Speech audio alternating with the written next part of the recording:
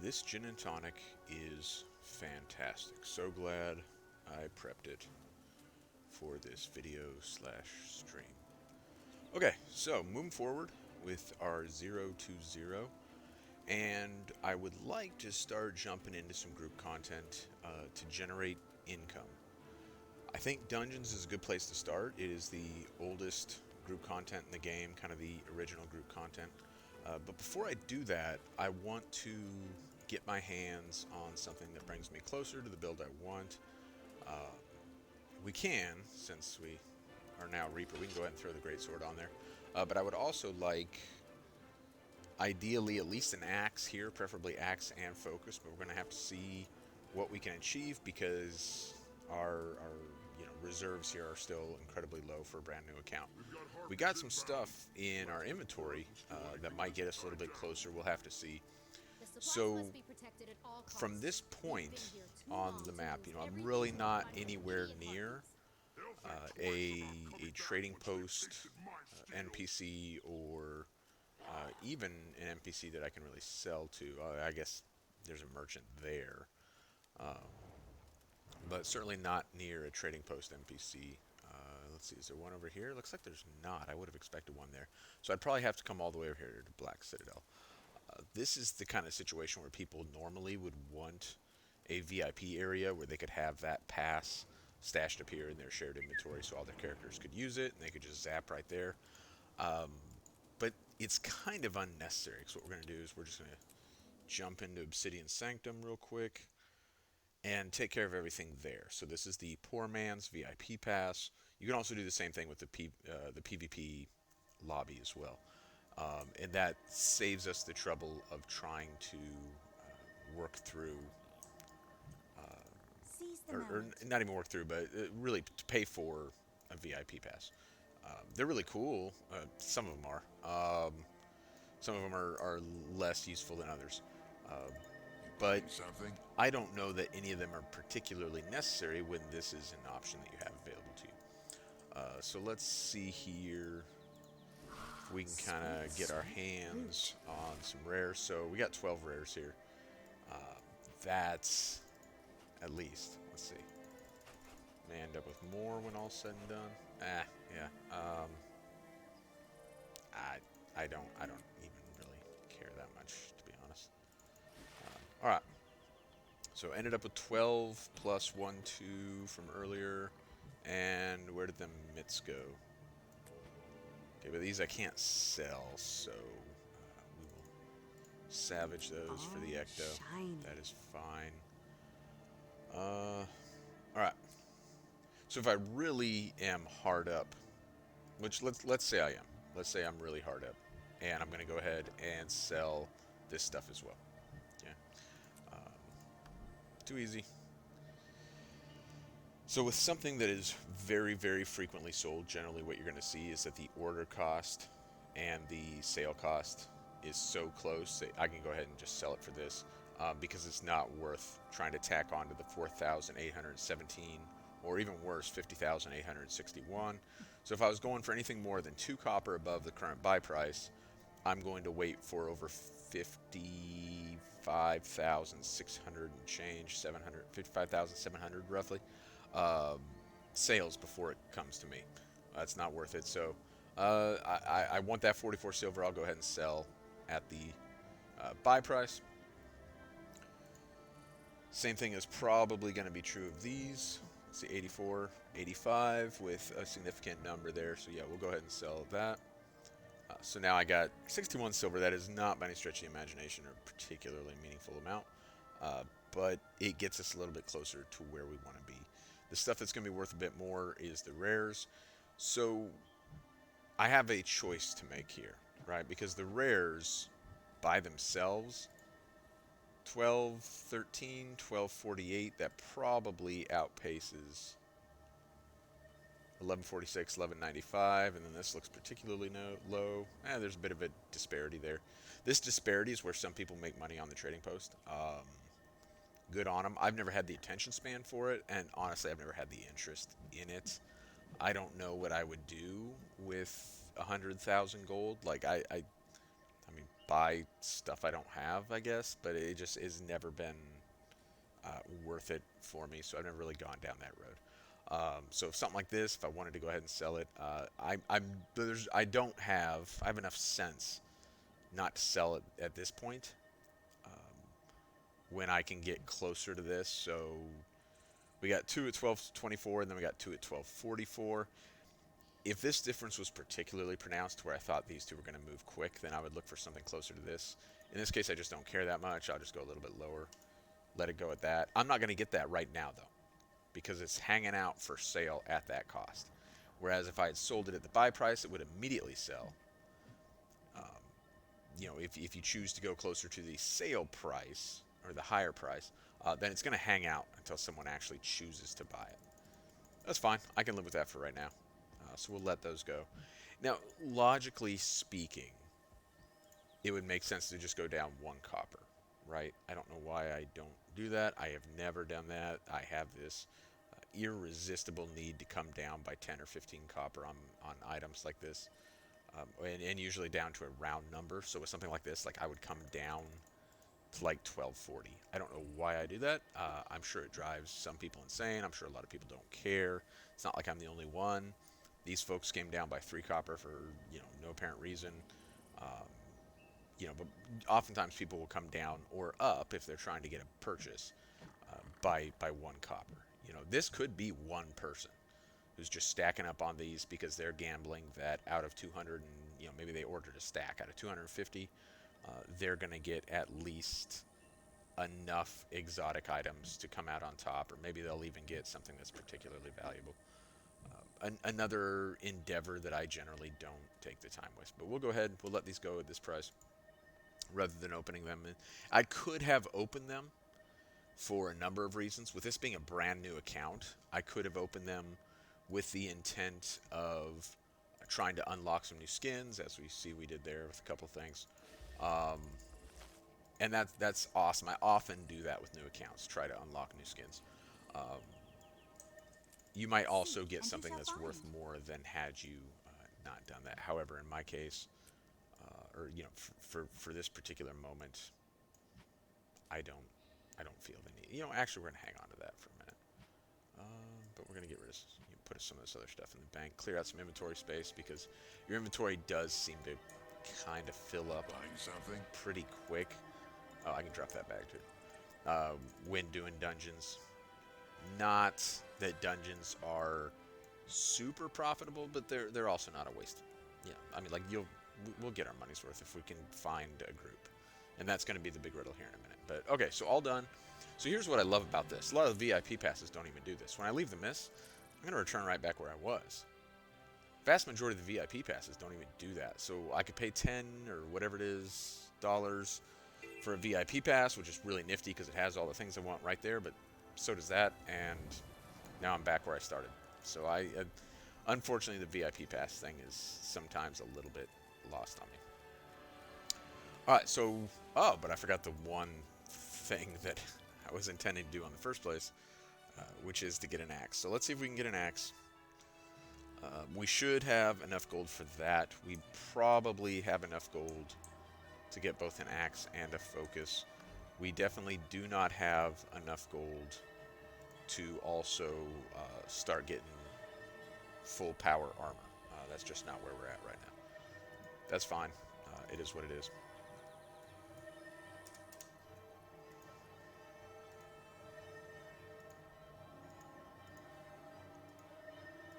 And since I know what I want this character to be, I'm going to be very specific about what I'm looking for here. Let's see if we can find something that's reasonably affordable. You know what? It didn't. Yeah, it sure didn't. Alright, there we go.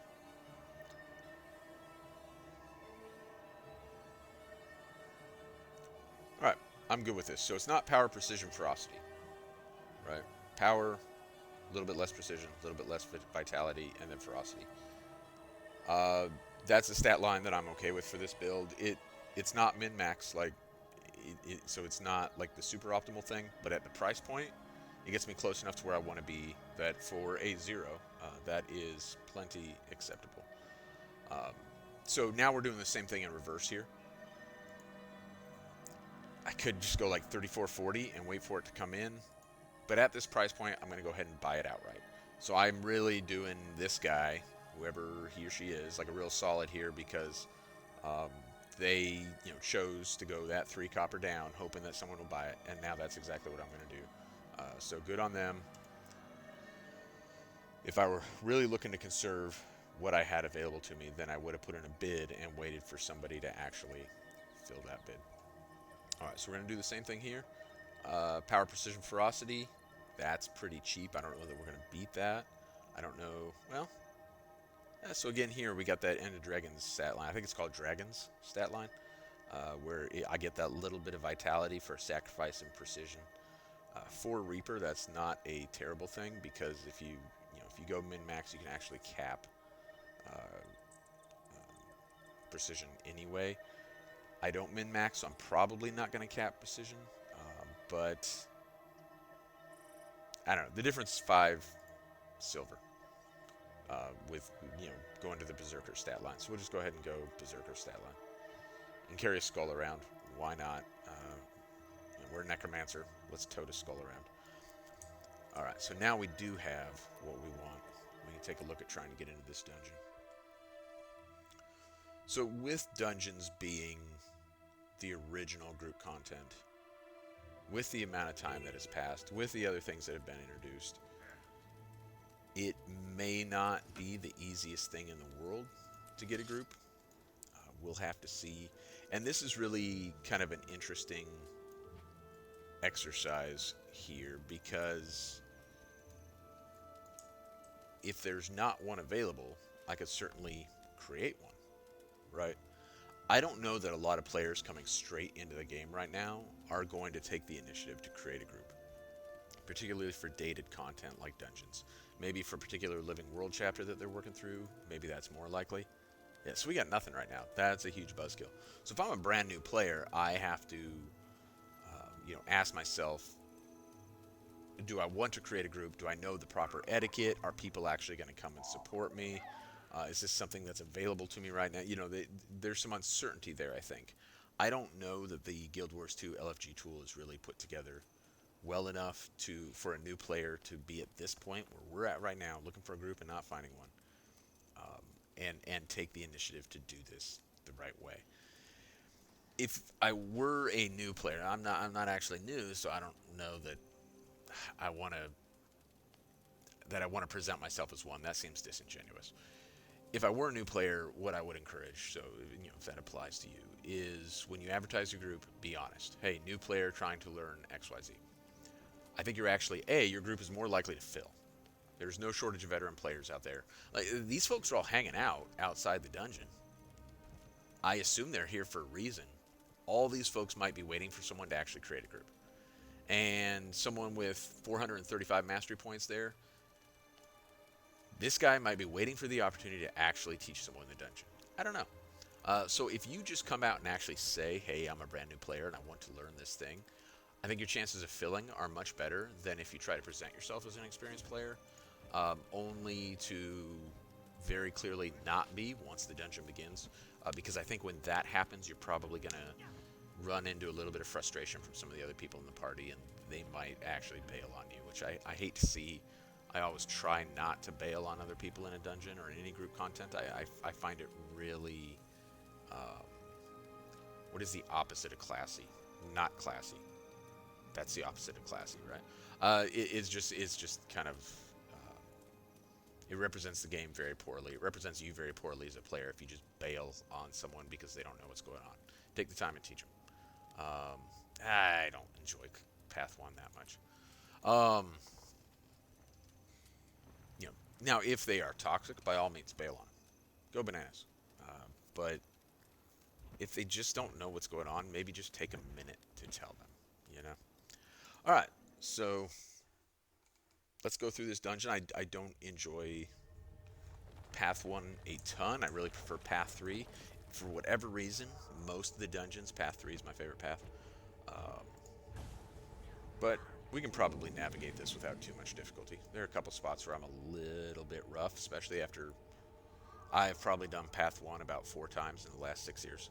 So when it comes to the scepter pieces, when it comes to less so the Graveling Mounds, like the Graveling Mounds are really just a question of, you know, are you set up for survivability or not? The scepter pieces, though, like I prefer to be in groups where that's soloed.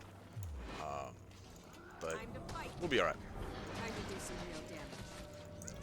So we got 3 people right now, which is 100% adequate for this.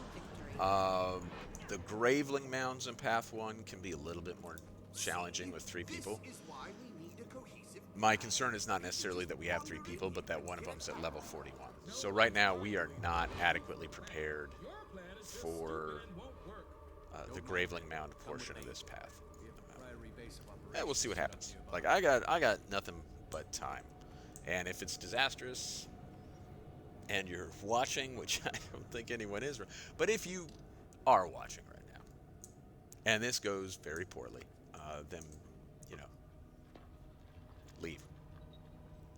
And certainly if it goes badly, I can edit it out of the video, so no issues there.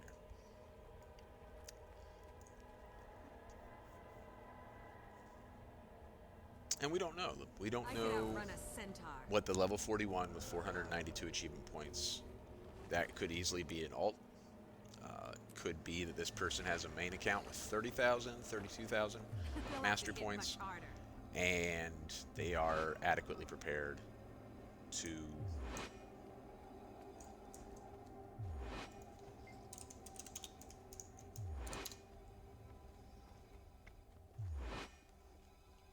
and yet someone chose path 2. Should I choose path 3 and we'll just completely be where we were? They'll have to hit much harder. You made the right choice. Did we make the right choice? Because it seems unclear. Not everyone chose the same thing. Learned of several scepters hidden away in these catacombs. Let's go. So this isn't intended to be a dungeon guide for this dungeon. But as we're going through it, I'll probably mention a few things here and there, just because why not? Like, we're in the dungeon. Most people generally are going to skip that Graveling Mound. A player who's been in the game a long time is probably going to run this the way it used to be speedrun without even realizing they're doing it, simply because that's what they're accustomed to. So when you drop down here, these spiders will occasionally sneak up on people. They will occasionally sneak up on me. I'm as guilty of that as anyone. And then it gets a little bit embarrassing, because someone gets down by the spiders, and then we got to pick them back up. And almost inevitably, while that is happening, we will trigger, and we're really in danger of this right now too, because we're killing all the little spiders. So there's like if we kill all these little level 2s up here, this guy is certainly a candidate, then we're going to spawn the boss at this point. And if we do that before we've really had time to properly prepare, we're going to embarrass ourselves. So, excited to see if we embarrass ourselves or not. I'm going to try, while they're killing those spiders, I'm going to try and get some of these turrets down, because these turrets are kind of the thing that chip away at you while you're, and there we go, boss is up. We did not bring down the turrets. We did not get rid of all the spiders. Now in danger of embarrassing ourselves, unfortunately. So those AoEs are just the worst for this fight. We want to stay out of the AoEs, because even if you are, you know, good or however you want to, you know, present that, if you get caught in those AoEs, you are going down. Which I'm in danger of doing right now. You are full weakling.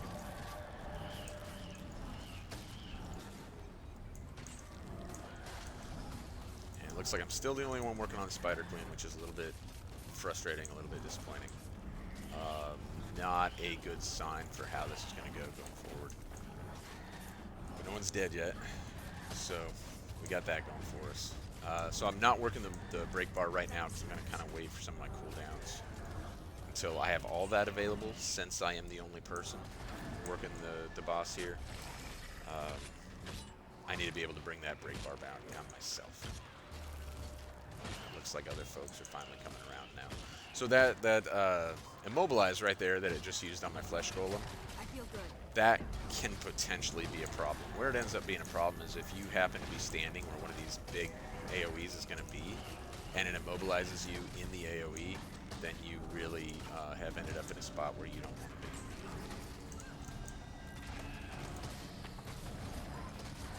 I have a very bad habit as a necromancer of camping the axe. There's a lot of things I like about the axe, besides the fact that I think it feels good, regenerates my life force quickly. But not turning to my greatsword honestly did reduce, my DPS. This AoE is still there. Alright, there we go. So once upon a time we would stack these guys. With power creep has drastically impacted how dungeons are played these days. Because things that used to be done almost out of necessity these days are done by groups who remember those tactics, but aren't necessarily critical anymore to achieve the desired end state of completing the dungeon. So I shouldn't have allowed that to happen.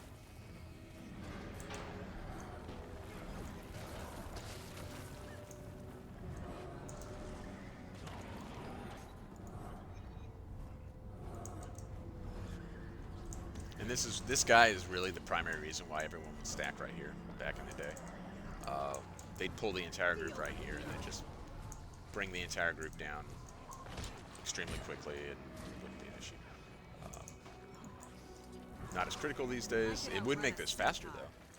All the speedrun tactics that were used when dungeons were the primary group content are still effective. They're just not crutches anymore, I guess.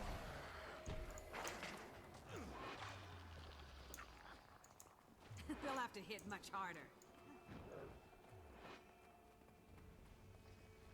And the troll is up. I would prefer to bypass the troll, but I don't know that we are going to. It doesn't appear to be that way.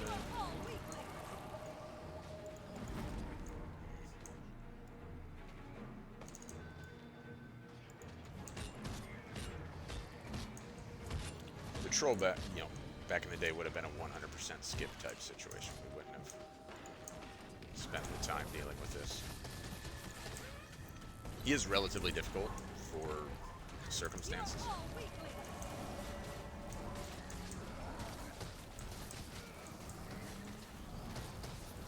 Replenishing.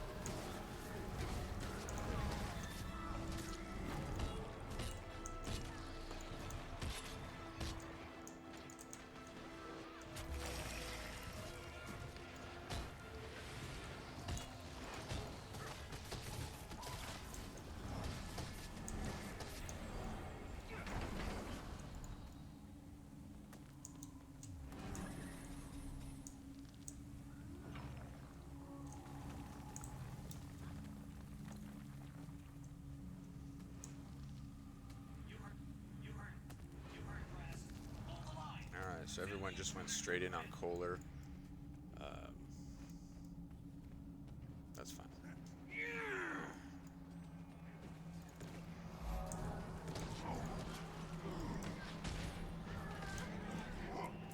They'll have to hit much harder.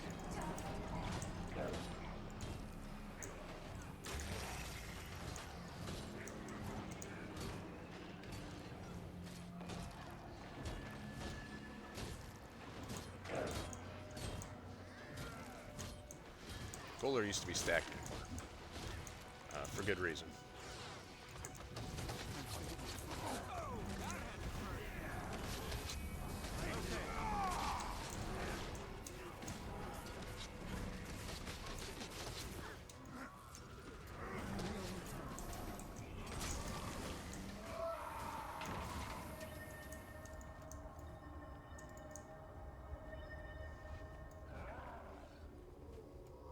We should be good for this now. We got two people who are low level. One of them is too low of a level. However, we should be possibly fine. Possibly not be fine. We'll see. Come here. Just in case, I will reach for my This gem. must be the archive of the resting. Many great mages of Nolani Academy are buried here. They're usually buried with their writings. special, a flaming scepter. Keep those gravelings off me. I'm working as fast as I can. Feel the fury.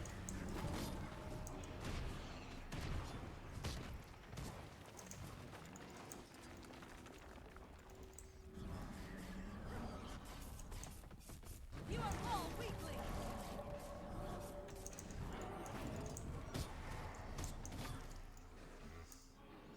I maybe shouldn't have used that stun break unnecessarily.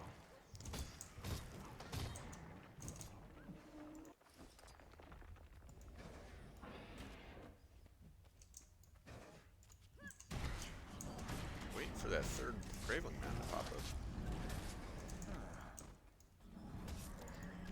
It's not popping up for whatever reason.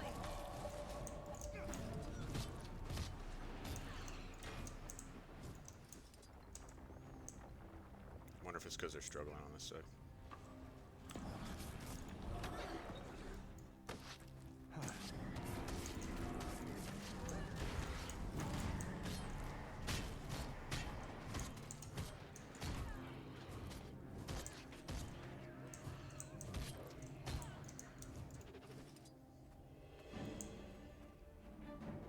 Generally, there's one that pops up right here.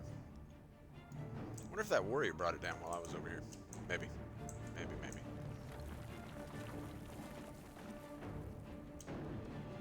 Ah, there it is.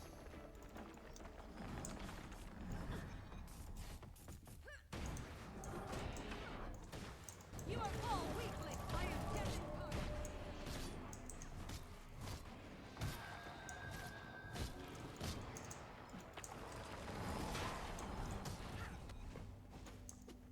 Alright, we good? We're good.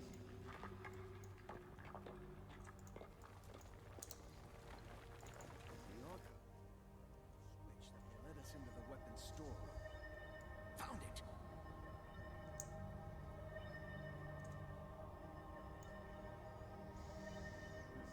Go check the upper section. I'll search down here. You got it. Remarkable. Beautiful. I can feel it humming with energy.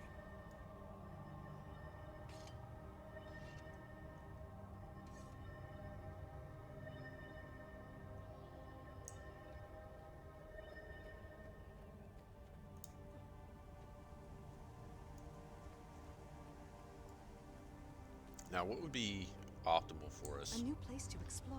for this Can't next wait. part? And I'm not the fury. necessarily... Are we going to kill these? Sure. Why not? Let's do it. Would, I'm not the right person for it. It's been way too long since I played this path. I'm probably not the right person for it anyway. Is if we have someone solo the scepter pieces. That's actually generally the fastest way to go about it. Whether or not we're going to do that this time remains to be seen. If we don't, cool. Then we'll all charge in there and try and find them. They'll have to hit much harder.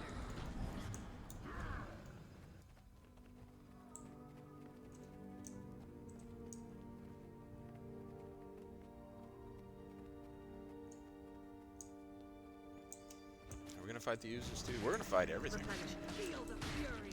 So this is another, this actually, it's not so terrible this is happening.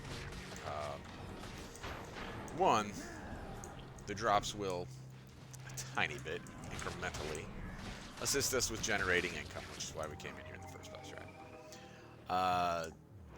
But it also brings up a good talking point. These are the kind of things that if you're in a group with 3 or 4 people The reliquary of the King's Guards. who have, My notes are unambiguous. we just all, There's a we're all scepter going. here. All right, let's do it. It's not here. Are we gonna Just a broken piece. are we gonna fight too? Are we gonna kill everything in here? Scavengers must have taken it. I don't think so. I'll need more pieces. 5 should do it. All right. I'll stay here and Let's look around for some scepter pieces. I think there's one over here. There should be some over there. probably north of here in the Great Hall. Yeah, they are north of here in the Great Hall. All right, there we go. There's one of them. I got the one stun break. I don't know that I'm running any stability right now. That's potentially problematic, but we'll see what we can do. Is there one way down here? I think there's one way down here. Yeah, so experienced groups, groups that are looking to make things faster, easier. What will you? Um, if you're not doing what is generally considered to be the thing, and they are not the friendliest group ever, that can be problematic. They will. There is a risk that they will lash out in some way. They might drop you, or which is real unfortunate because it shouldn't be that way. That really, like I was saying earlier, really reflects poorly on the game. I don't like that one bit, but unfortunately, it does sometimes happen. Okay. And like these folks who are going down during this portion, Good as new. that's happening because they're either at the level. So if you play this dungeon at the level, then then it's kind of hard. Moment too soon. But nobody does. Everyone plays it at level 80. So, Let's head there. but yeah, it'd be nice to see more groups that are patient, more groups that train people, more groups that work with people. And that applies to cutscenes as well. So it didn't happen with this one, particularly with the story dungeons. With the story dungeons, I would like to see more groups actually check and say, hey, is anyone trying to watch the cutscenes? And if they are, then facilitate that. They'll have to hit much harder.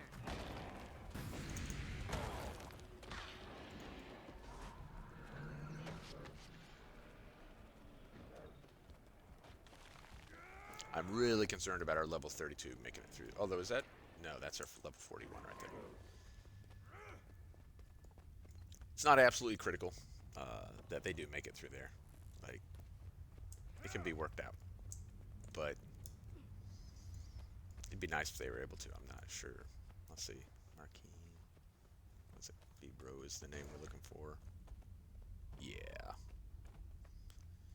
What is their... Yeah, 200 achievement points. Like, there's a good possibility they have no idea what's going on.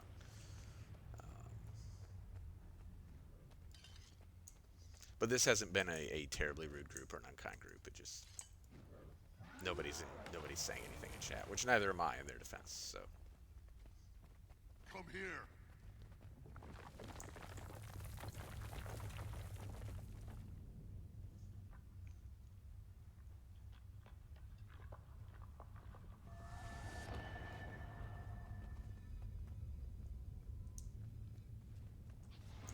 I think we're going to end up just killing the boss while they're trying to work through it.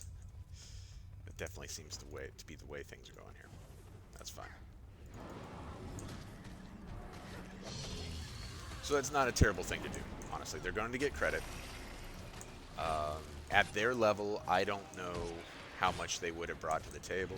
This is going to help them level. At their level, the experience from this dungeon path is going to almost certainly raise them to the next level.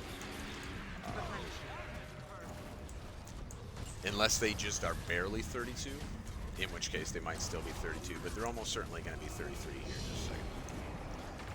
Alright. Easy day. That wasn't bad at all.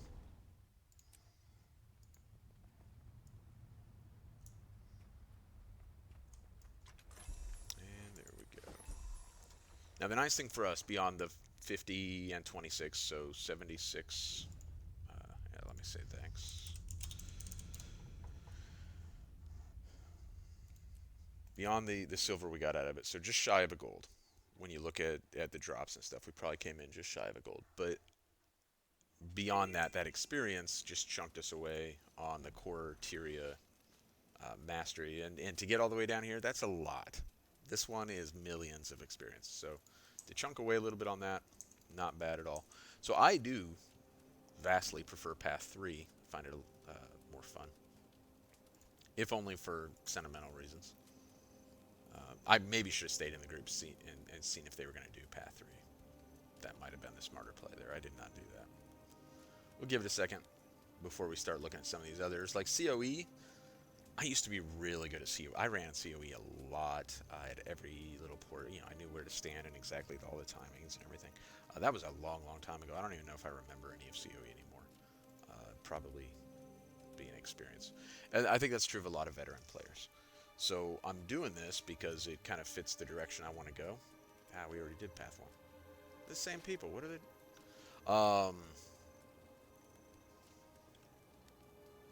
But the truth is, a lot of these, I haven't done a lot of this in a very long time. I did some TA not long ago. I've done some of the stories recently for some of these.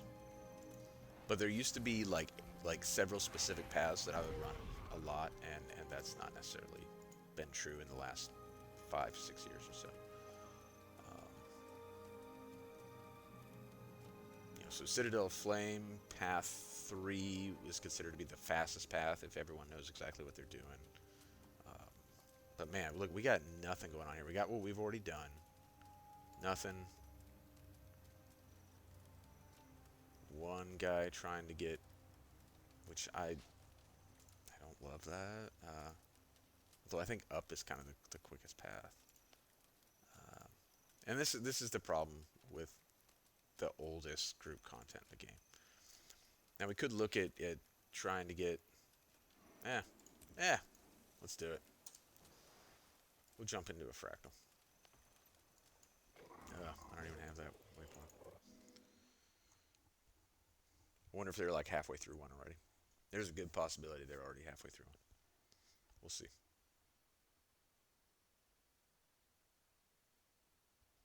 But another opportunity to get some group content, another opportunity to generate some income. And that's where we want to be right now.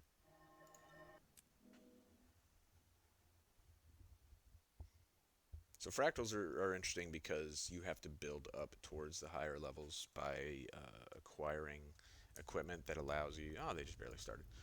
By acquiring equipment that allows you to get what's called agony resistance. And that...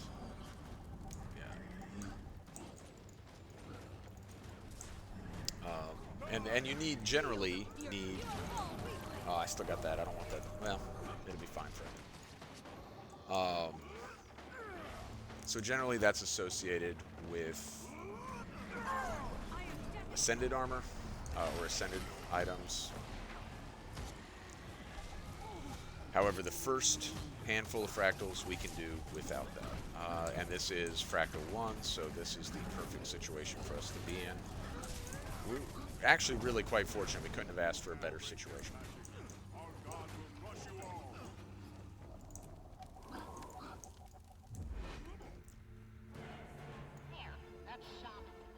Alright, let's fix some of our stuff here.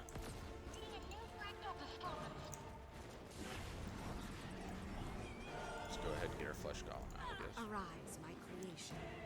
Alright. So the nice thing about fractals is they're really quite short. Most of them. A couple of them can be a little time consuming. Especially if things don't go well. You get a T3, T4 if the group is not prepared, or if you're at your... So for me, like, T4 represents my absolute skill ceiling. I've done a number of T4s. I'm not... Oh, that's embarrassing. Okay, there we go. I'm not quite at Fractal level 100 on my main account because I never got around to doing like the last few. I think I'm at like Fractal level 90 something. But really, I have to be with a group of people who know what they're doing to do T4. Like, I cannot carry a T4. But all that, you know, obviously that's going to require that ascended gear too. They'll have to hit much harder. Which I, of course, have on my main account. I got several fully ascended characters, but do not have on a brand new account. And that's one of the things that we're going to try and do through this 0 to 0 process is, let's see if we can get just enough agony resistance to be able to go to tier 2 or complete tier 2 fractals. So we're going to try and get 60, which is going to require us to get a handful of ascended items. The goal, however, is going to be to do that via, you know, getting drops from fractals and getting some other ascended items that are easier to get, so that we're not trying to craft ascended, because that is while not crazy difficult, it requires some capital, in-game capital, and requires some time. And we can kind of achieve. I probably didn't need to kill that one. Just more confirmation of how great I We can probably achieve our goals a little bit easier with some other methods. And when the time comes, loot. we'll get into that. Be careful about clicking yes on that final chest until you've actually, or yes to leave until you've actually gathered the final chest. When you're doing serious research, Have made that mistake in the past.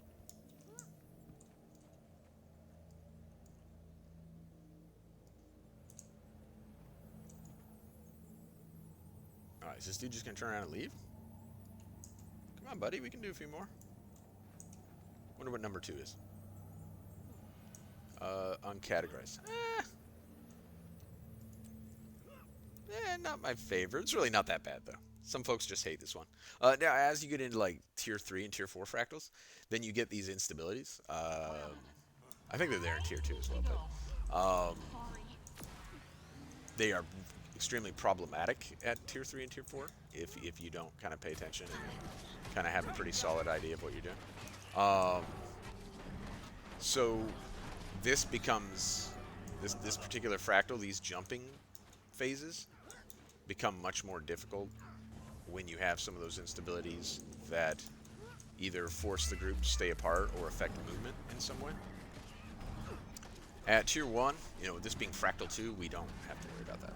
So, and I have done, I play solo so much these days that it's been a hot minute since I've done Fractals as well. But I have done them more recently than Dungeons, so hopefully I represent myself a little bit better here. Feel the fury. The great thing is, and the nice thing about Tier 1 Fractals is, look, 0 agony resistance, I got 0 agony resistance, 5 agony resistance, 20 agony resistance. We only got one person here who's, 39, that is an incredible amount of achievement points. This guy or gal has been doing this a long time and is good at it. So we got one person who is willing to carry and teach to some degree, and that is awesome, because that now the pressure is off of everyone else to try to perform at a certain level. They can just take the time to learn, or in my case, relearn, right? And I really like that. And there's no shortage of those people in the game by any stretch of the imagination. There's lots of them who enjoy doing it. Sometimes they can be a trick to find, and sometimes the trick to finding them is new players don't speak up and say, hey, I would really love to be able to do XYZ, or I would love someone to help me with XYZ. So kudos to the person who created the initial LFG and said, hey, I'm a new player and I really want to do fractals. Are we not gonna? That's fine. We don't have to. We can skip if people want to skip. I could outrun a centaur. Because by taking the time, or it's not even taking the time, by swallowing their pride and acknowledging, oh, come on, acknowledging that, they've done everyone a favor, and I think that's pretty cool. All right, so we should be able to get everyone up here now. Did we? Yeah, we activated all 3. All right, nice.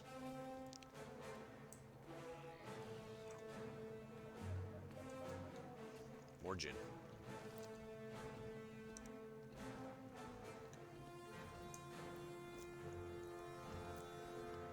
Now, what's interesting, Tier 1, Tier 2, Tier 3, Tier 4, is you saw the experienced guy here say, hey, just stack in DPS. Because at Tier 1, that is a completely viable strategy. At Tier 3 or Tier 4, that would not be the strategy. So the new folks here, this guy, they don't have the opportunity to learn that right now. If this were a guild training run, I'm sure that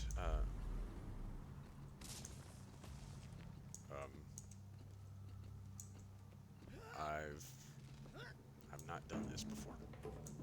I just go the normal way?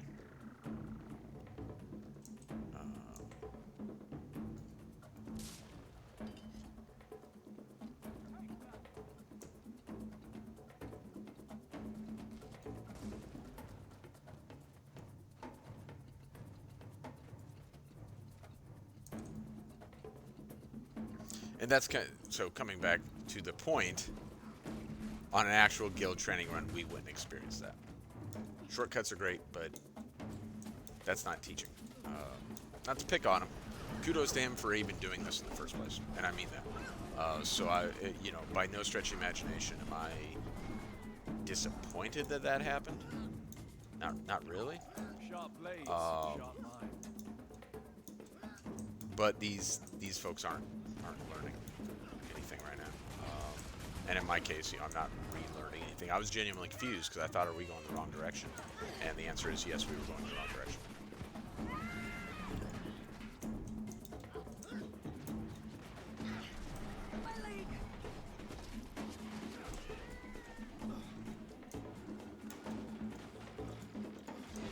At this level, though, it does all come out in the wash. So. Now, we're getting real close to getting the achievement for not falling here, which is nice because these achievements, one of the nice things about knocking out a few fractals right now is some of these achievements will give us mastery points. As you saw in the previous fractal, where we got the mastery point for like not stepping in the lava, I believe it was. Those mastery points that we can get can help us a long way towards getting the mastery points we need for the auto loop, which is desirable. What it may ultimately mean for us is that we don't have to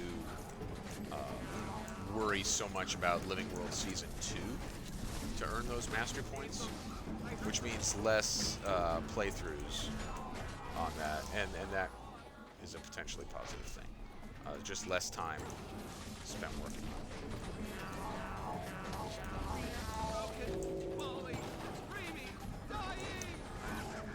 So there is...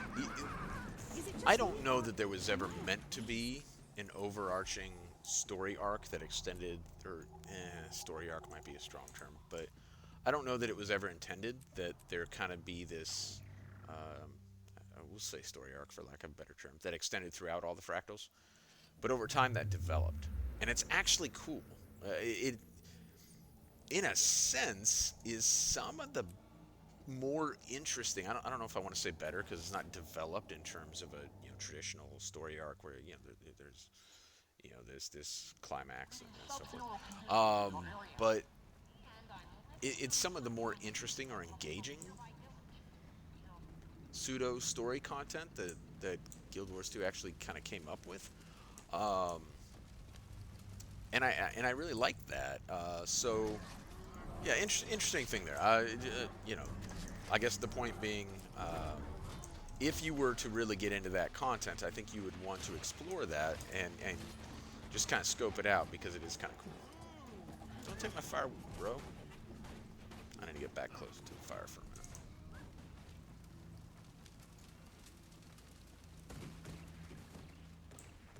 Attack my target.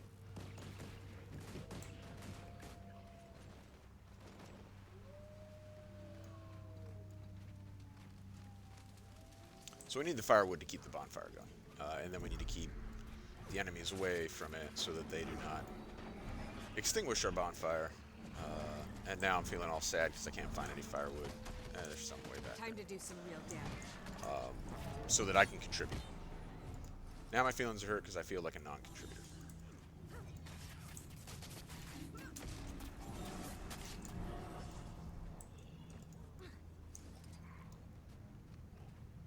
I could outrun a centaur.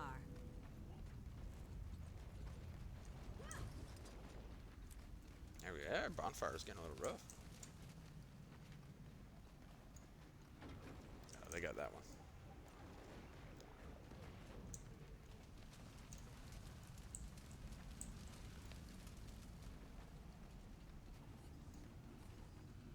We're just about good anyway. I don't actually need to do this.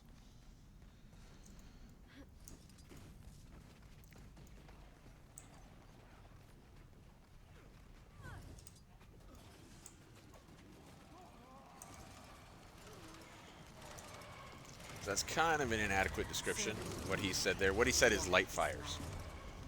Fundamentally, yes, that is one of the things that we need to do here in a moment. That is by no stretch of the imagination the only thing we need to do. But good enough. Alright, light fires. Oh, man. Oh, no, I don't. I forgot to, why didn't it? There we go. I forgot to set my button for that when I set up this account. Time to do some real damage. I wonder if I don't know that I want to try and do it right in the middle of the fractal. Maybe when this part of the fractal is done, we will. I'm gonna have to keep 2 of these going, I think. Oh no! Oh, did we finish already? All right.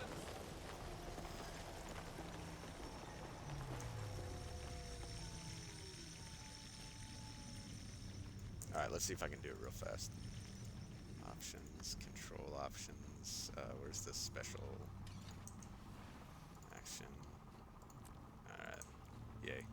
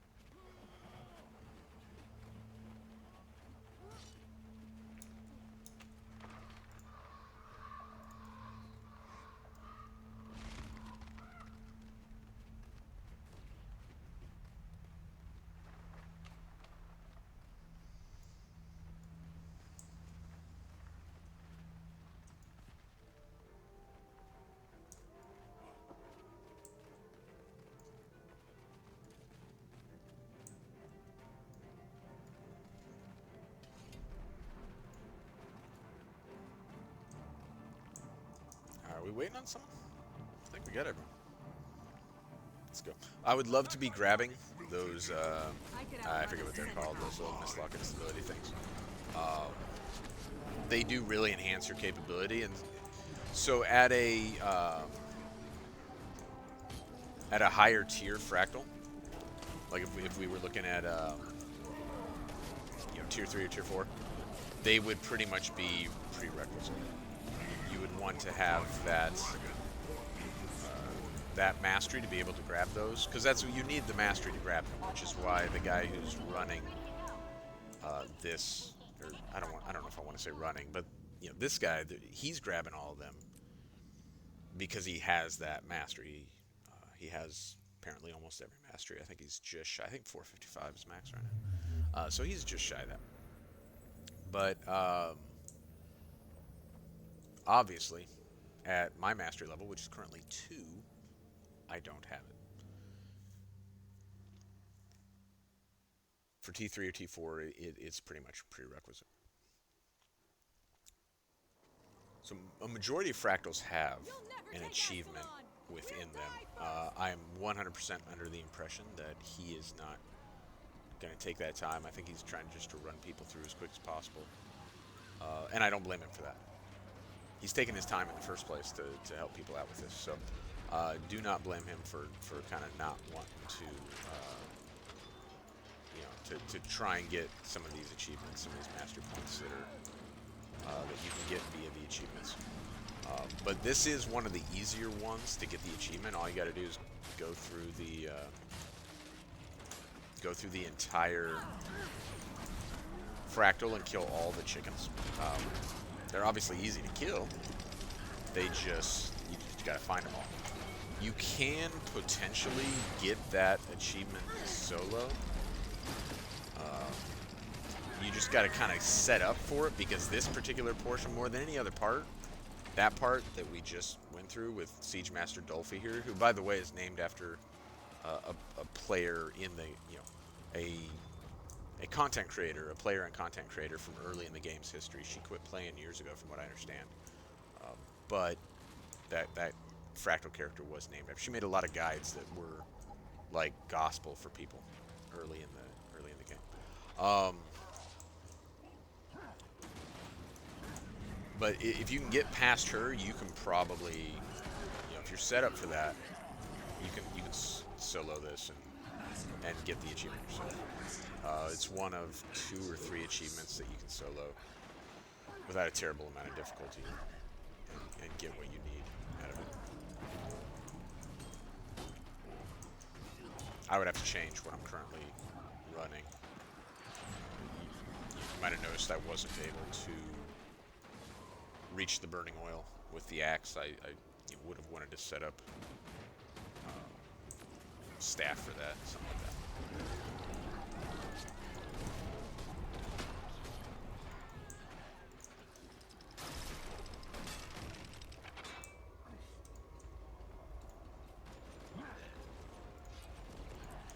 Nice.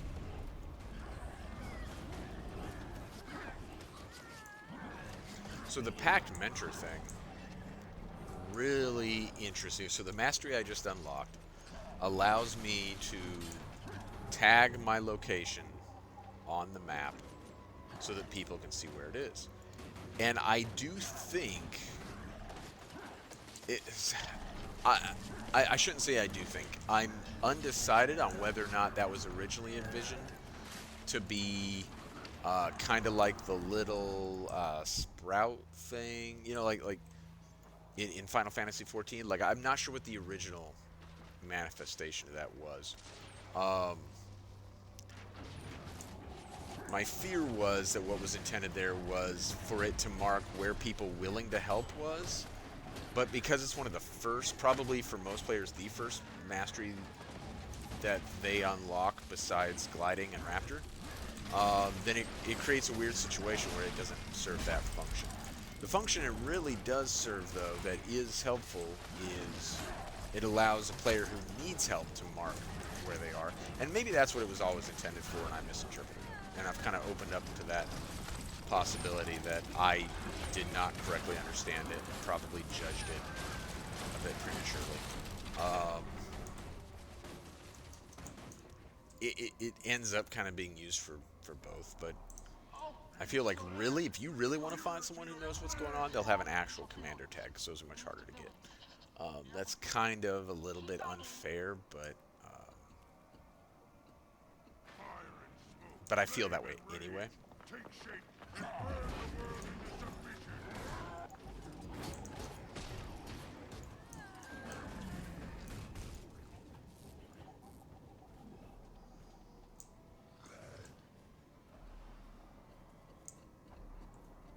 He really wants to get through this fast, because I usually just hang out over here. Usually don't bother to come to the spawn points. Nothing wrong with it. Trying to stretch your imagination. And proactive. It's just not something I ever bothered to do. Thus, why I am a 0.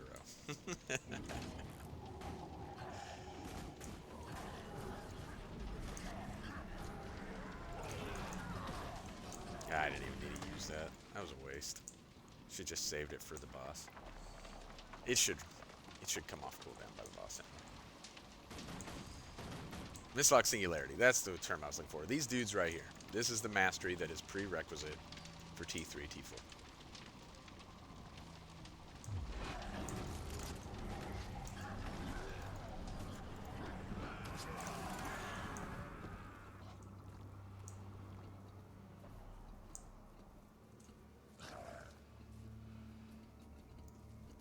So several fractals do this. That's kind of fun. They change you because these are moments in time, or moments trapped in the mist, which also implies, or is suggested, that it might also be potentially like alternate realities. Although most of these are supposed to be more historical events, actual things that took place. But for that reason, some of these fractals change your appearance to match the role that you're supposedly fulfilling. And that is kind of fun. So here we're Char, who are invading Ascalon, and so we take on the Char appearance, and we're fighting against the humans. There's another one where we will all be Asura. Almost clicked ready. No. There we go. Not ready. There's one where we're all like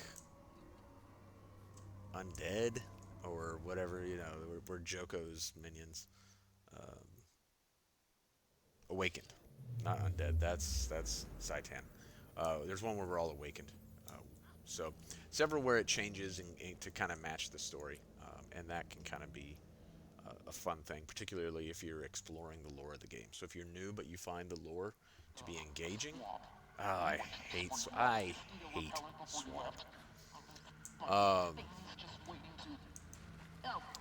So the achievement here is don't trip any of the traps. I promise I am going. Well, he's pointing out the traps.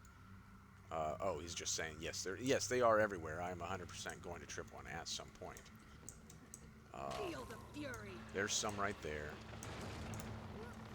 Managed to avoid those, but now we got to go get these stupid wisps. This is where I'm going to trigger the trap. Is when I'm trying to find my way to the wisps. So I guess I can try to get the achievement, but my chances of getting the achievement are so incredibly low. I think there's some traps. Oh, there it is. All right, achievement gone. And achievement gone. Feel the fury. I could outrun a Let's see. centaur. Can I get around this way? Looks like it. More traps. All right, I'm gonna wait on them.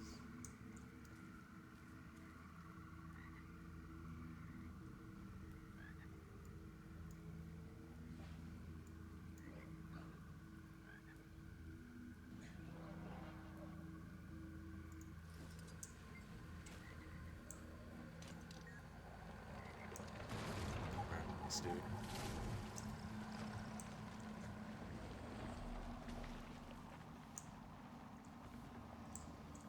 If I recall correctly, there's two different bosses for this. There's the Moss Man, which it looks like is what we're going to get to experience, and then there's oh, I didn't even have my flesh golem out. God, man, I suck. What a horrible player. These guys must hate me. Or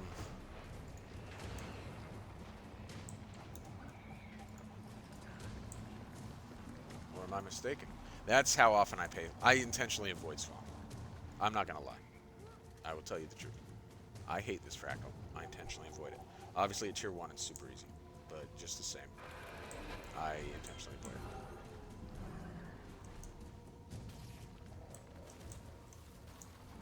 I feel good. Feel the fury.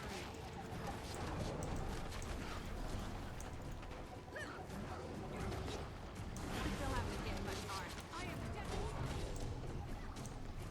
So I still need to get more hero points to finish up Reaper, because right now one of the traits that I have not unlocked yet, and it's proving to be a little frustrating for me right now, is the trait that increases, or basically grants me swiftness, increases my attack speed while I'm in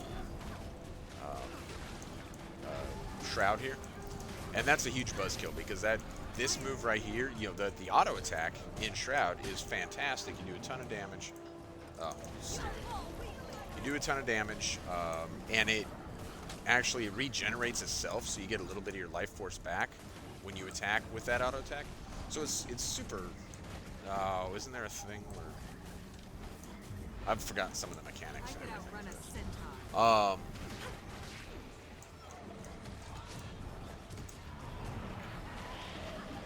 But yeah, you get some of that life force back, so you can sustain it for a long period of time, and then you can run other traits and other skills here, such as this one, which also grant life force, and so you're sustaining your uptime tremendously, and you're attacking rapidly, and that's where, if you're going to be a power reaper, where you're really getting a majority of your damage from.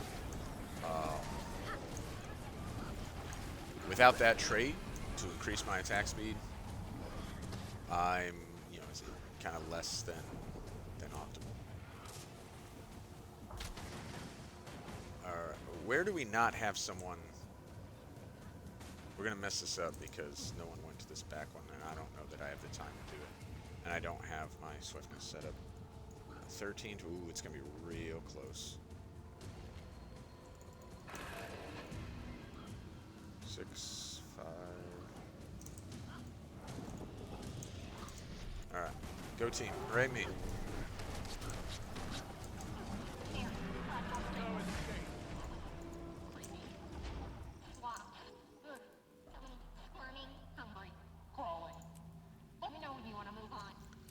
So not my least favorite, but one of my least favorites, for sure.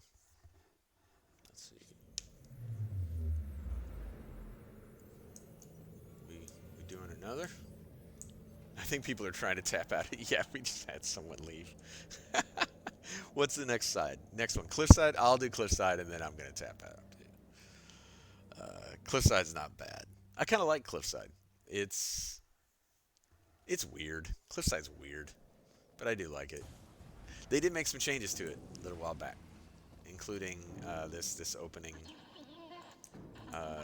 enemy here, which at tier 1 shouldn't really make a significant difference, but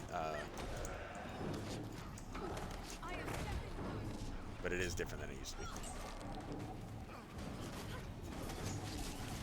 Feel the fury.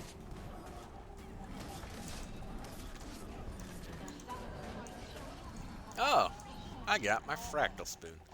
So, like my grandma, who really did collect spoons, Guild Wars 2 players also have the opportunity to collect spoons, among a great many things. There are many, many collections within the game. I think when they initially introduced collections, they introduced the spoon collection, I think, as the grandma who collects spoons joke. He's got to put the hammer down here at some point.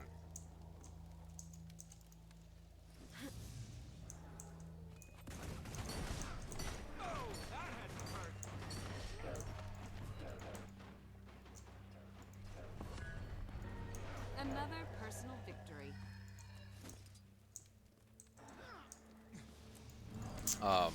Yes, grandma, spoons. So the spoon thing was meant to be like the introductory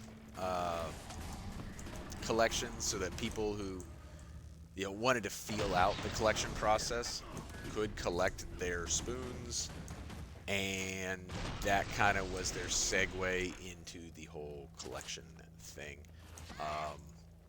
It also is a collection designed to bring you into different content, which is also, I think, probably, I really need to pay attention to what I'm doing, which I think is also probably a positive thing. Is he never going to put the hammer down? Bro, like,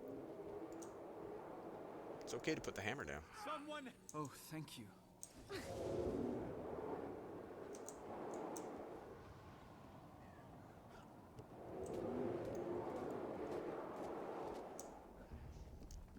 In fairness to him, I think he was working off the assumption that nobody else knows the mechanics for this, which was a fair assumption when you look at the party. You don't know. Oh, I suck. And I'm not going to be able to continue to hold the hammer either. I got way too many stacks.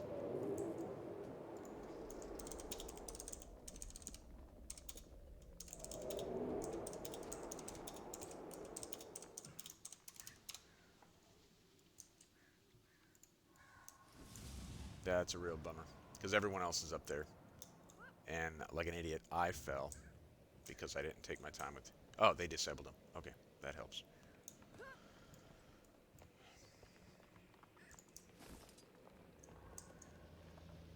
Okay. So they reached a checkpoint where the hammer is now up there.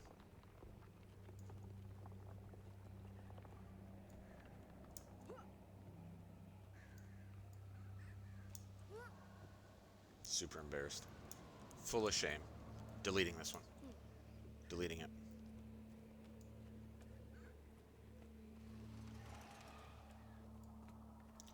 As I recall, that's one of the mechanics they added later, is that the hammer will come up to join you, because of what I just did.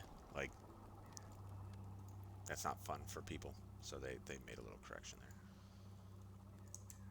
I've been meaning to make a character that looks like this. I've been meaning to make a cosplay of the displaced researcher.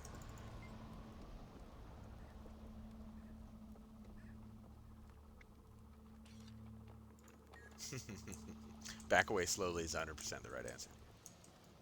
So these guys are, you know, while we're waiting on the other guy to come back,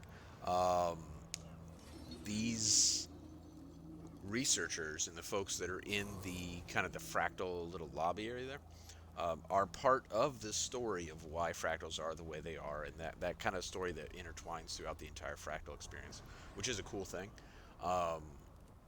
They're a part of that, which does make the... I should do it. You know, maybe I'll buy a character slot on... I have a cosplay account that cosplays various characters from the game. Maybe I will create a displaced researcher tomorrow. Problem is I hardly ever play that account. I created it to entertain myself, and I don't really play it that much. So I don't have very many skins unlocked, so I would have to deliberately go about getting the skins to look like that. And some of them are dungeon skins, so it'd take a little bit of work. That mask, for example, I think is a dungeon skin. I believe it's the... what's it called? Now I've forgotten the name of that dungeon. It's a dungeon skin. That's the bottom line.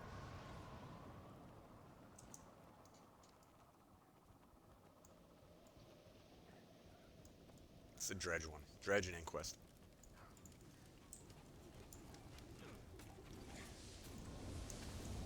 Oh, it's on now.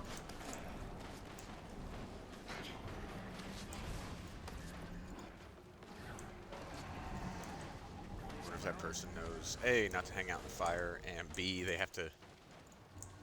Yeah, I'm not sure they knew what they were doing. I applaud them for trying, though.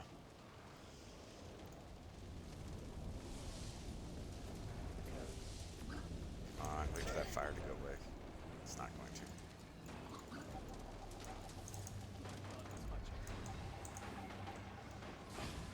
Yeah, come on. Quit killing him. Quit killing him. Oh, you guys are killing me. I need to kill an enemy with this hammer, or I cannot use the hammer. Oh, you guys.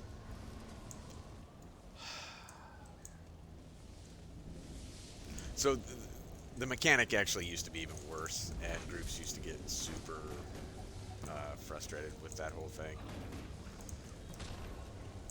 And it's still a little bit of a problem. Like, we're still running into a little bit of an issue where we are killing folks that we shouldn't. We're doing better now. These fanatics that aren't veterans die so fast that if people attack them before the hammer guy does, then we don't get the charge on the hammer that we need. So, like, do not attack this guy.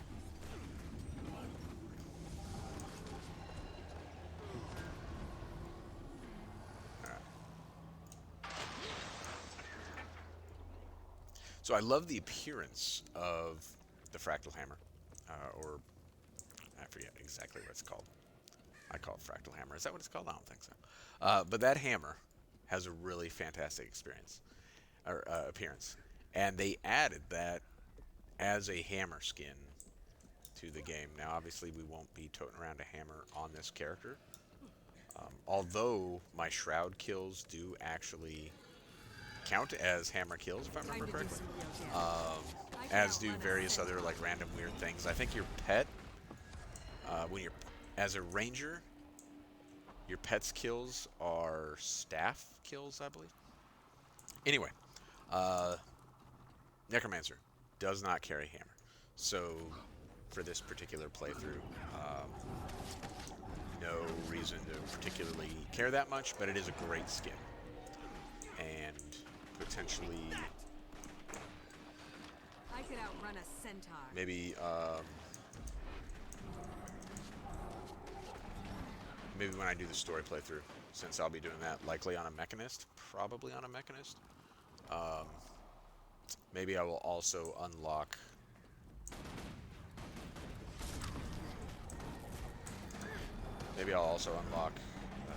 Scrapper on the same character, just so I can tote that hammer around from time to time.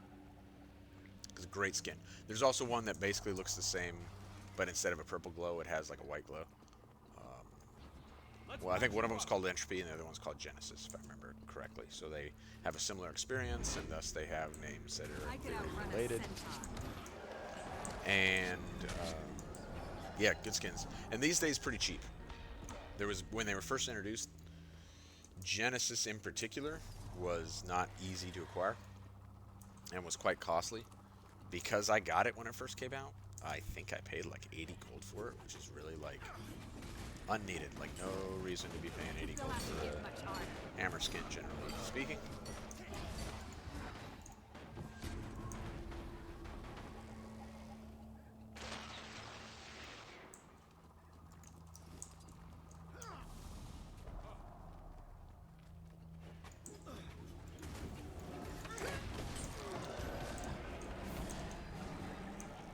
Alright, just about done with this one. This will be the last one before I call it a night.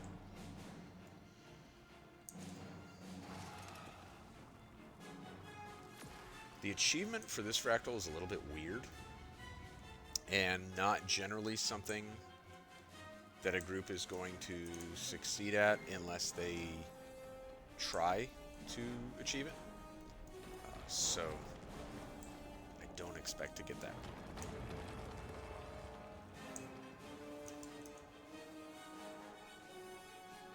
Oh, I could have gone. Still could go. Oh, someone already made it and turned him off. Alright, well, once again embarrassing myself.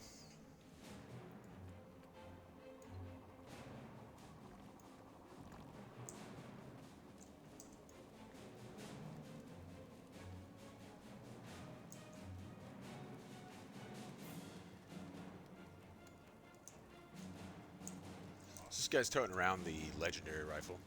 One of my favorite legendary skins, and was 100% my favorite of the Generation 1 legendary skins. Time to do some real damage. There are a couple others that I really like from some of the more recent ones. The Binding of Epos, Exordium. What's another one that I have that I really like? There's another one that I'm particularly keen on. It's not coming to mind right now. Those are the two that I particularly like. But among the another Gen 1 that I really like is the Hammer. It's not Mjolnir, though that's a pretty good skin too. That's a hard skin to get. Anyway, it's the Quicksilver looking hammer. They'll have to But get much harder. yeah, Predator, which is what he's toting around, is a great skin.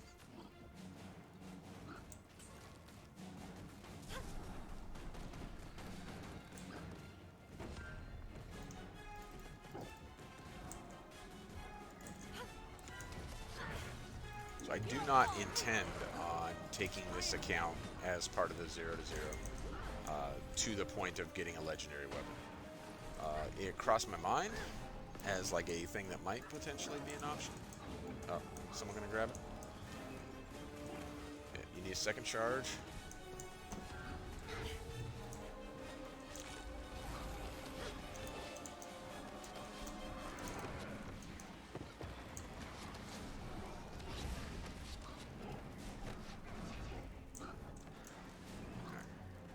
Now he needs 2 charges.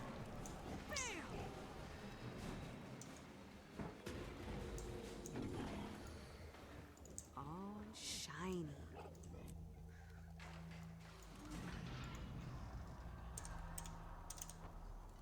Alright, there's another achievement here. I don't think this is the achievement that gives you the mastery point, but there is a random achievement that we can get here. Where you bow to this guy. I'm trying to remember exactly when it is. I don't think it's salute, bro. I think it's bow.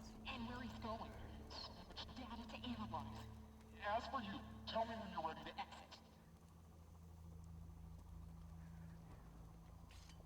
Just one more. There we go. Oh, we did get a mastery point for it. And we used an emote. Alright, good for us. Cool. Cool. Good times. Had by all. Alright. So that's where we're going to wrap it up for Fractals and dungeons for today. Kind of disappointed that I was actually looking forward to doing maybe 2 or 3 dungeon paths at least. But we saw the problem with dungeons, which is that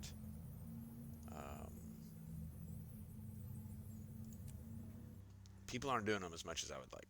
And usually the responsibility would be on you to create a group.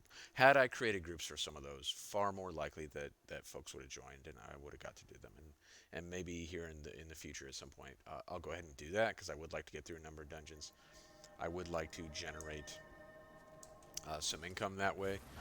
We did presumably generate, and actually I should have stayed in the lobby to be honest, but we can head back and go into the lobby just by ourselves because we got a lot here. And these fractal encryption keys are going to be the real key to generating wealth via fractals, because we're going to want to open up the fractal encryptions themselves. But we only got 1 key on drop, so we'll need to buy the rest of them. Again, I should have stayed in the lobby there, or in the little observatory or whatever they call it. But we'll go in by ourselves. There's actually a jumping puzzle in here too, which I don't feel inclined in any way whatsoever to do right now.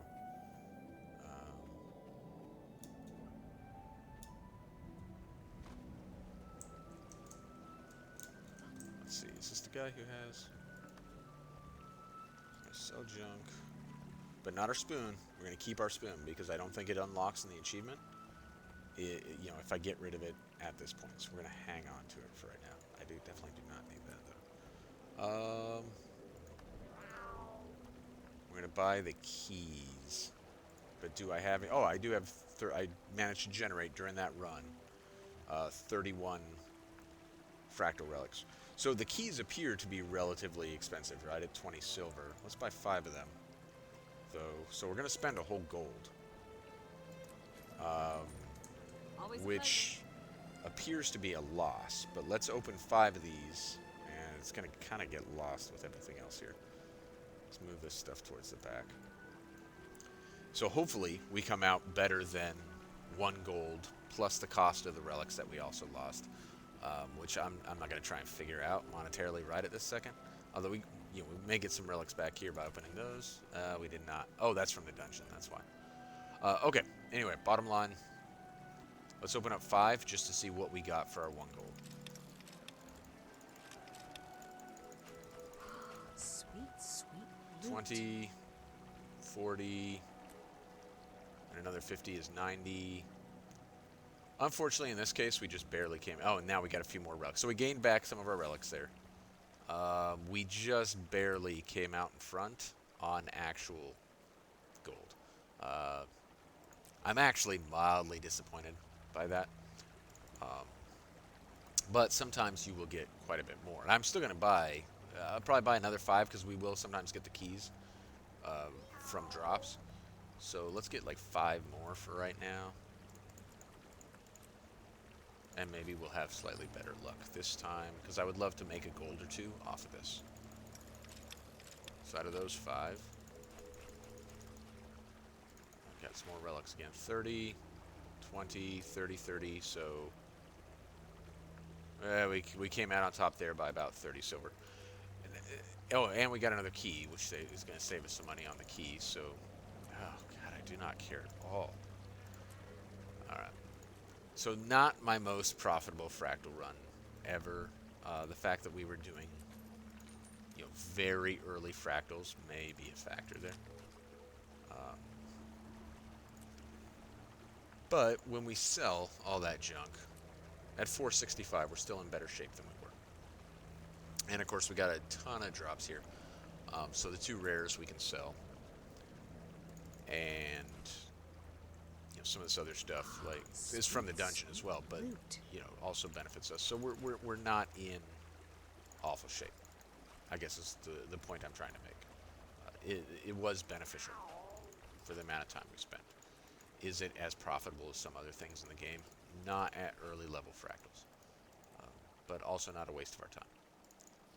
So, Alright, well, I'm going to continue to do a little bit more inventory clearing, but I'll do it off stream and not recording. Get a little bit of my gold back that way. And when we pick up next time, we'll probably look to get some more of the hero points and advance our mastery level a little bit higher. Maybe get back into the Path of Fire side of things to kind of advance on the mounts a little bit, or maybe go ahead and unlock the End of Dragons region. Not having a skimmer right now, maybe the skiff would be beneficial, and you get the skiff relatively early on. Well, relatively early on. So we'll look at some of that stuff next time. But for right now, I appreciate it, and have a good evening.